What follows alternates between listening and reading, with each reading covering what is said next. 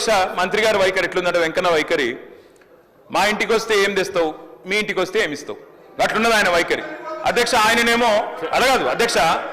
ఆయన ఏమంటారు అధ్యక్ష నాగార్జున సాగర్ కట్టింది ఎవరు ఇది కట్టింది ఎవరు అది కట్టింది ఎవరు అది చెప్పొచ్చాడు ఆయనేమో డబ్బా కొట్టుకోవచ్చాడు కానీ సమైక్యాంధ్రలో అన్యాయం జరిగింది కాబట్టే మళ్ళీ 2014 మీరు మాట్లాడుండ్రు అప్పుడు జరిగిన తప్పులు ఎత్తి చూపుతేనేమో ఇబ్బంది అవుతున్నది కానీ అప్పుడు కట్టిన ప్రాజెక్టులకు మాత్రం డబ్బు కొట్టుకోవడం మాత్రం ఆయన చేస్తారట ఇంకొక మాట అధ్యక్ష మంత్రి గారికి నేను కోరుతా ఉన్నా దయచేసి మీరు హౌస్లో ఉన్నారు పోయిన సెషన్లో విద్యుత్ శాఖ శ్వేతపత్రం ప్రచురించింది విద్యుత్ శాఖ వైట్ పేపర్ మీద అధ్యక్ష మంత్రి గారు చెప్పిందానికి చెప్తున్నా అధ్యక్ష అరే ఆయన తప్పుదో పట్టిస్తే ప్రజలను మంచిది కాదు అధ్యక్ష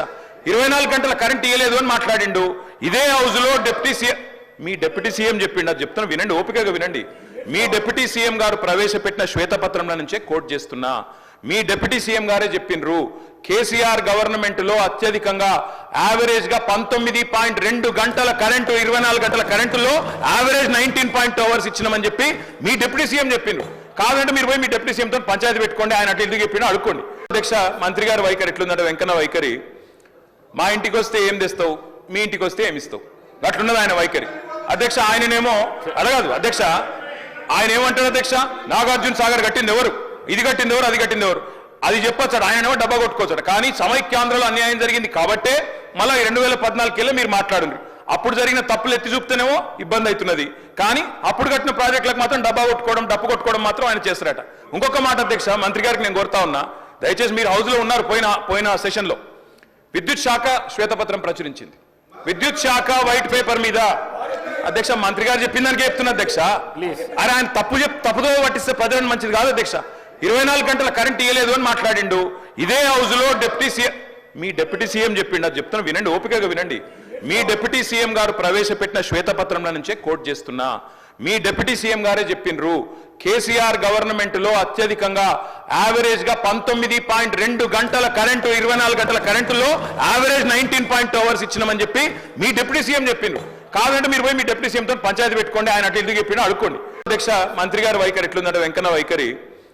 మా ఇంటికి వస్తే ఏం తెస్తావు మీ ఇంటికి వస్తే ఏమి ఇస్తావు అట్లున్నది ఆయన వైఖరి అధ్యక్ష ఆయననేమో అడగదు అధ్యక్ష